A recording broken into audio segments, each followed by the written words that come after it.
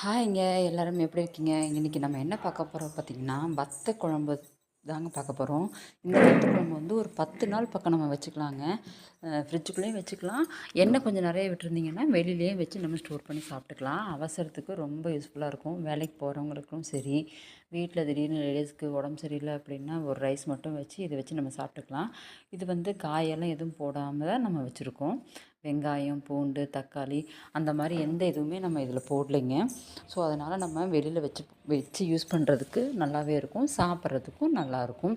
வாங்க இது எப்படி பண்ணுறதுன்னு பார்க்கலாம். இதுக்கு தேவையானதெல்லாம் நான் எடுத்து வச்சுருக்கேன். ஒன்று ஒன்றா சொல்கிறேன். ஃபஸ்ட்டு ஒரு இரும்பு சட்டியில் பார்த்தீங்க அப்படின்னா கொஞ்சம் நல்லெண்ணெய் விட்டு நான் கடலைப்பருப்பு போட்டிருக்கேங்க. அதாவது ரொம்ப கருக விட்டுறக்கூடாதுங்க. அந்த சூட்டில் பொன்னிறமாக ஆகணும். கருகுச்சு அப்படின்னா நம்ம பண்ணுறது எல்லாமே மொத்தமாக வீணாக போயிடும். அப்புறம் உளுந்தும் போட்டு நல்லா வறுத்துக்கிறேன். நீங்கள் எண்ணெய் விடாமல் இந்த பொடியை நீங்கள் ரெடி பண்ணி வச்சுக்கிட்டிங்கன்னா, நீங்கள் வத்த குழம்பு பொடியாக கூட யூஸ் பண்ணிக்கலாம். இதை வந்து நீங்கள் பொடியாக எடுத்து வச்சுக்கிட்டிங்க அப்படின்னா, நீங்கள் காய் போட்டு அதாவது சில பேர் வந்து பார்த்திங்கன்னா, வெங்காயம், பூண்டு, தக்காளிலாம் போடுவாங்க இல்லைங்களா? அப்படி போட்டு செய்யும்போது கூட நீங்கள் அதை யூஸ் பண்ணிக்கலாம். நீங்கள் புளிக்குழம்புக்கெலாம் வெண்டைக்காய் போட்டு புளிக்குழம்பெல்லாம் பண்ணும்போது அது ரொம்பவே டேஸ்ட் நல்லாயிருக்கும்.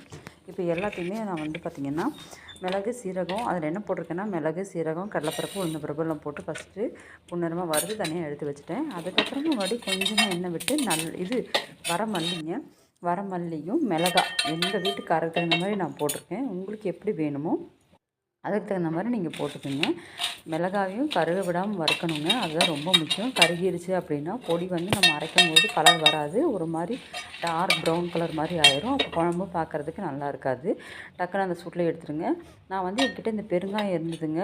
க்யூபாக இருக்குது என்கிட்ட பெருங்காயம். அதில் ஒரு சின்ன க்யூப் எடுத்து எண்ணெயில் போட்டு நல்லா பொரித்து எடுத்துக்கிறேன். அப்புறம் அது கூடயே கொஞ்சம் கல்லுப்பையும் சேர்த்து ஏன்னா இதை நான் ஸ்டோர் பண்ணுறதுனால கல்லுப்பையும் கொஞ்சம் வறுத்துக்கிட்டேங்க. உங்களுக்கு கல்லுப்பு வந்து இது பத்தாது அப்படின்னு தோணுச்சுன்னா, குழம்பு வந்து கொதிக்கும் இல்லைங்களா? அப்போ ஒரு தடவை டேஸ்ட் பார்த்துட்டு நீங்கள் கல்லுப்பு கொஞ்சம் போட்டுக்கலாம். அது இன்னுமே நல்லாயிருக்கும்.